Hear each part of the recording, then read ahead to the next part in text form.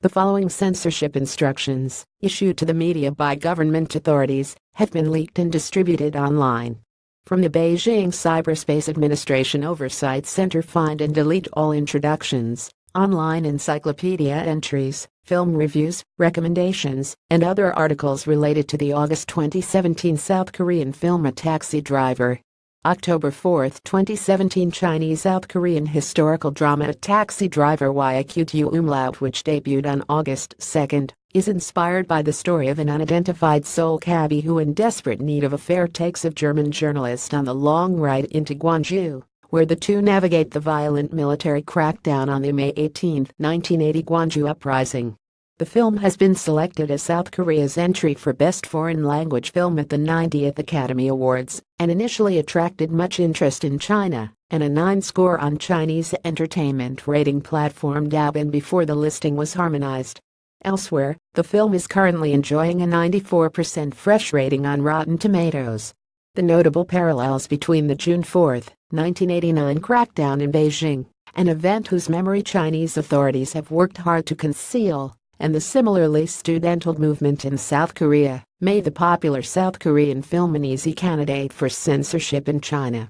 CDT resident cartoonist Badiakao illustrated the parallel between the film's inspiration and the June 4 crackdown A Taxi Driver in 1989 by Badiakao. A Hong Kong Economic Journal article translated by Jinsight's Alan Lee compares the South Korean government's rouse or relative willingness to allow filmmakers to examine history with the chilly industry climate in China. The premiere of seasoned mainland movie director Fang Xiaogang's latest blockbuster, Youth, which was initially scheduled for Friday, September 29, was suddenly called off for screening during the October 1 National Day holiday period.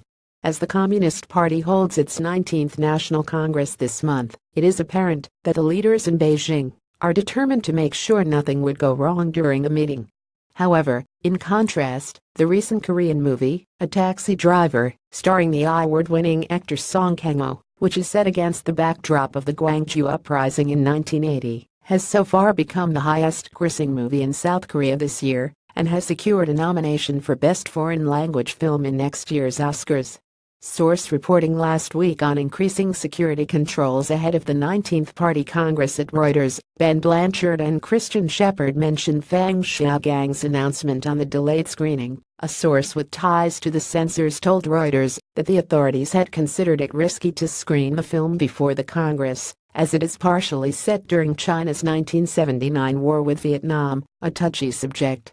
The fear was that it could spark debate about the morality and necessity of the conflict, further highlighting the contrast between the two governments' approaches to sensitive historical events. Seoul in 1997 made May 18 a national memorial day, and in 2002 enacted a law privileging families bereaved by the 1980 crackdown. Meanwhile, Beijing continues to enforce amnesia surrounding the government crackdown on the 1989 pro-democracy movement. Chinese netizens have in the past invoked popular Korean historical films to comment on sensitive political events. In 2014, the South Korean film The Attorney A Grave 8X, which told the story of former President Roh Moo-hyun's time as a human rights lawyer, became a potent allusion to Thenditin Chinese rights lawyer Pu Zhiqiang.